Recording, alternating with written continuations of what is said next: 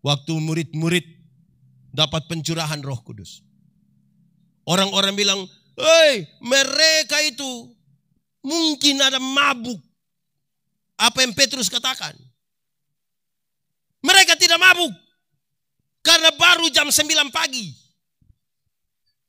Masa pagi-pagi sudah mabuk? Di sini biasa mabuk jam.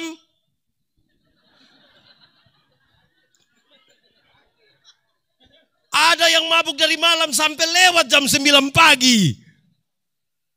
Mereka tidak mabuk, jadi sering dibully. Lakukanlah sesuatu dengan adil. Keadilan dipakai untuk tuduhan menjadi palsu. Contoh, saya punya bapak, saya sebut bapak kandung. Saya punya istri, punya papa, saya sebut bapak mantu, orang Kupang bilang, mertua. Kalau saya ambil 100.000, kasih saya punya bapak kandung, adil. Kalau saya ambil 100.000, kasih saya punya mertua. Supaya ketika saya kasih 100.000 di saya punya bapak kandung, istri lihat dan dia marah-marah. Engkau kasih engkau punya papa uang terus. Tanpa saya bicara, dia punya bapak yang bilang, engkau jangan marah, engkau pun suami. Dia juga kasih saya 100.000. Tuduhan menjadi palsu. Amin. Di sini ada yang biasa kasih uang di orang tua pakai sembunyi-sembunyi. Sembunyi dari istri ada. Sembunyi dari istri atau sembunyi dari suami. Dia pegang begini, kucak-kucak itu uang, baru dia panggil dia orang tua. Ambil cepat. Ambil cepat karena ada serigala di belakang. Di Rantai Pau ada begitu. Itu orang-orang ada di sini kah? Lakukanlah sesuatu dengan adil. Itu cukup. Adil itu saudara, kalau engkau menuntut hak, lakukan juga apa? Kewajiban. Jangan hanya tuntut hak. Pemalas gereja. Tapi ketika ada kebutuhan pelayanan, paksa pendeta-pendeta harus pergi. Padahal selama hidup dia gereja hanya 3-4 kali. Pertama waktu anak baptis. Kedua waktu anak sidi. Ketiga waktu anak nikah. Dan kemungkinan yang keempat waktu pemakaman dia.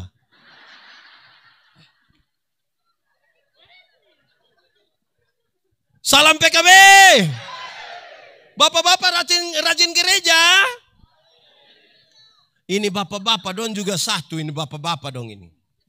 Waktu masih pacaran rajin. Jemput. Waktu menikah malas gereja.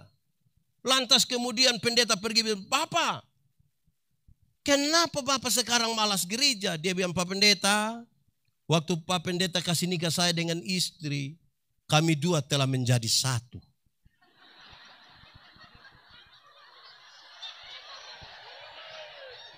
Jadi istri kalau sudah pergi, itu sama dengan papa juga sudah.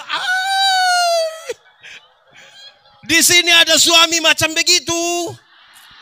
Siapa punya suami coba jujur biar kita berdoa. Aneh-aneh saja. Saudara, keadilan itu dibutuhkan. Bapak Ibu. Bapak Ibu. Keadilan itu menjadi penting supaya saudara pernah kok tidak mengalami sebuah keadaan di mana saudara dituduh oleh orang. Pernah? Apalagi itu tuduhan itu tidak benar. Pernah? Lalu saudara sibuk untuk jelaskan di Facebook.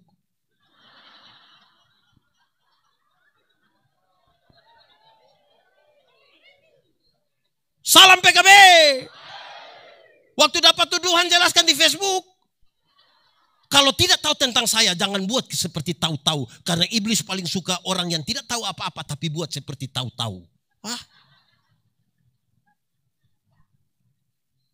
Lakukan saja sesuatu dengan adil. Itu sudah cukup. Di mana ada kebenaran, keadilan berjalan bersama-sama di situ. Amin. Kita ini kadang-kadang untuk yang jasmani punya ini kita ikut. Saya mau tanya kita dulu. Jemaat, pernah kau tidak dapat bantuan tunai langsung dari pemerintah itu? Yang berapa ratus ribu itu? Pernah? Biasa dorang bagi di tempat mana?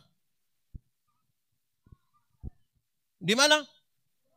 Oke, itu biasa bagi jam berapa? Jam berapa? Pagi jam 9. Pergi jam. Baginya jam 9, pergi jam. Kenapa bagi jam 9 lalu 4:30 saudara sudah pergi?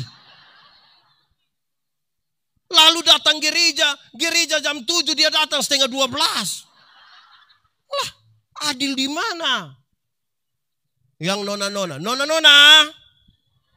Di sini tidak ada nona-nona. Nenek-nenek semua. Nona-nona. Menikahlah dengan laki-laki yang takut Tuhan. Dia akan mengasihi engkau. Dia akan menyertai engkau. Makanya ajak dia ikut ibadah pemuda. Memang agak berat tapi ajak. Kak, ibadah. Kakak, ibadah. Kakak, ibadah. Saya antar saja. Ibadah. Kalau dia tidak mau, kasih tahu dia. Ada kue. Siapa tahu. Ya, di sini ada yang ibadah karena kue ada. Siapa punya pacar itu? Kasih putus. Anak muda, jodoh itu akan datang dengan sendirinya. Itu pun kalau dia tahu rumah.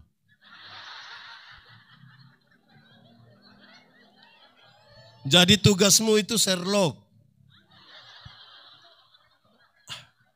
Jadi lakukan dengan adil, Bisa kok? Bisa? Waktu suami-suami. Ada cintai pekerjaan kok tidak? Cinta pekerjaan kok tidak? Cinta istri kok tidak? Istri sendiri atau istri orang?